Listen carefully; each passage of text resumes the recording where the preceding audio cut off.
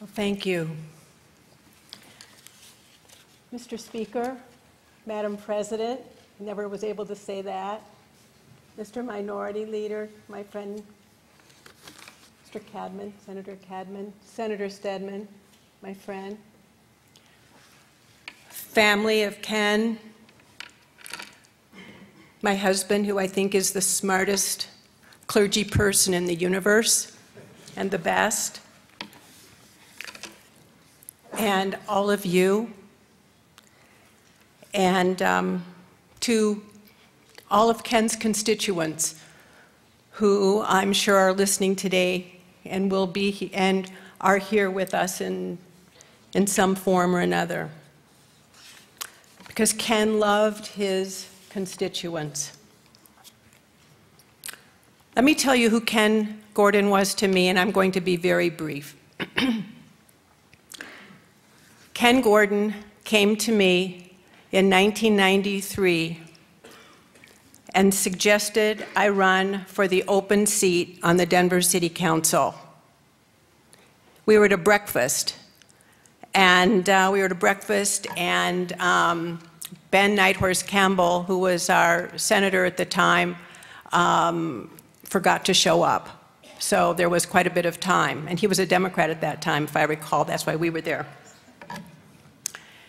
And so we had heard that there was an opening on the Denver City Council. Ken came to me and he says, "Joyce, you run." I said, "Ken, I think you are crazy." I said, "I don't even know how many people sit on the Denver City Council." Well, we all found out really fast. The race was only 12 weeks. He walked with me. He made phone calls with me. He raised money with me, and we walked, and we walked, and we talked, and we talked. And I won. I won without even, I just won. There were 5 of us in the race, and there was no runoff because I had the best campaigner. And from that moment on, he truly became my political mentor. You think he was your mentor? He was really mine. He was mine first. Well, maybe he knew you in a different capacity, but he was really mine. And Helen Shreves, his wife, his ex-wife, became my very first treasurer. It's kind of a family deal. And it was pretty wonderful. Pretty scary, I might add, but pretty wonderful.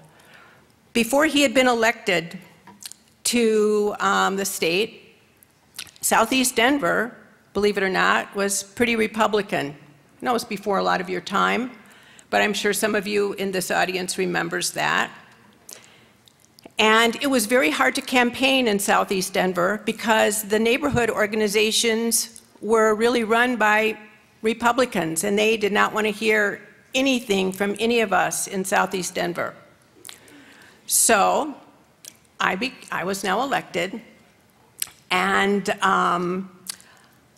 once I took office, what I decided to do to keep people informed in Southeast Denver was to have, working with Ken, together we put neighborhood forums together twice monthly. But they weren't for Democrats, and they weren't for Republicans. They were for all of our constituents. And every elected official in our district was invited and encouraged to attend and talked.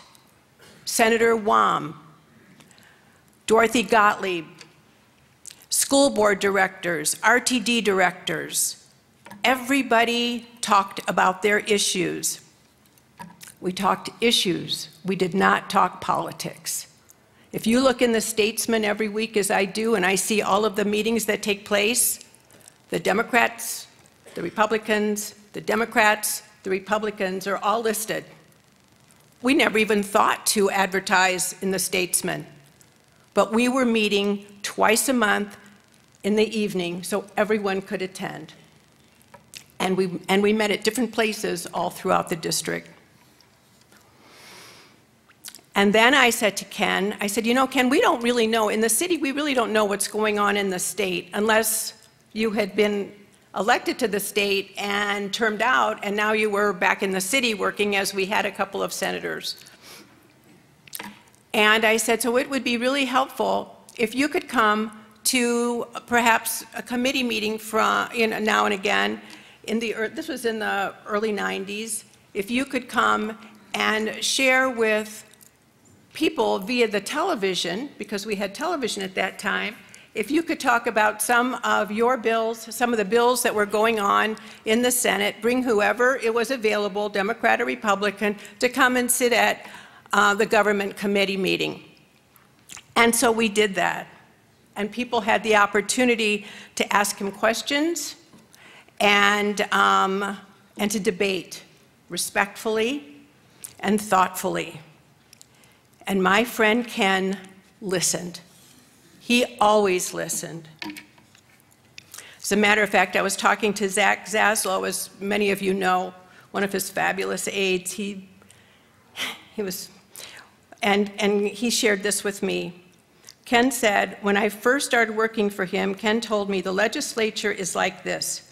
You get up every morning and you fight for what you believe, and you never completely win, and you never completely lose. But the world is a better place because you fought.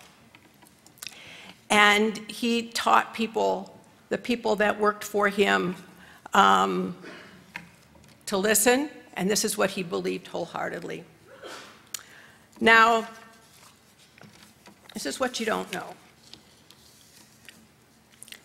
Ken would drop into my house unannounced, uninvited, but I'm a Jewish mom, he's a Jewish kid, and he knew he had a place to go. And so he would drop in my house, come on over, come in, open the refrigerator, check it out, and see what I was cooking, and sit down and eat.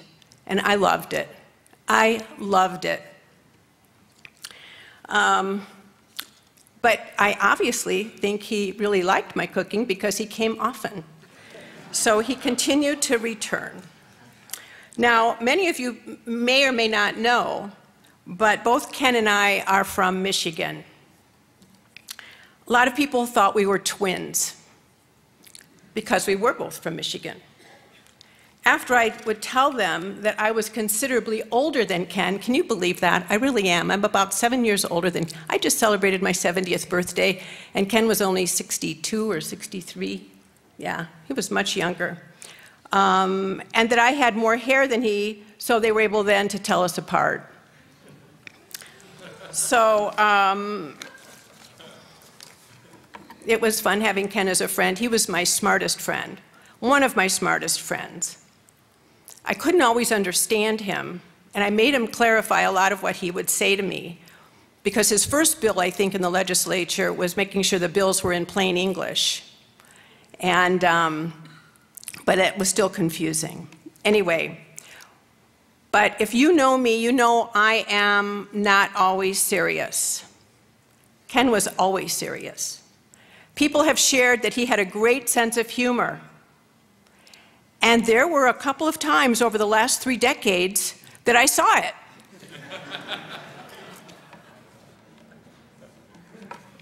Sorry, Ken, you really weren't that funny with me. You were more serious with me, but I loved you. During the off season, which was not really an off season for Ken, because Ken took this 120-day job and he worked year-round. But after the 120 days, Ken could be found at the gym near our houses. He always had bets going with his friends about who could lose the most weight. And I'm sure if I took a count right now, some of you were probably participated in those competitions. I don't know who won, who lost, but he was always competing somehow. Ken raised the bar for all elected leaders. He was filled with integrity.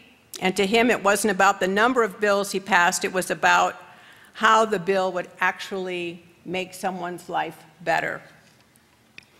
He reminded all of us that there was no second chance or do-over on an environmental piece of legislation. It was much too important as it would affect the planet forever.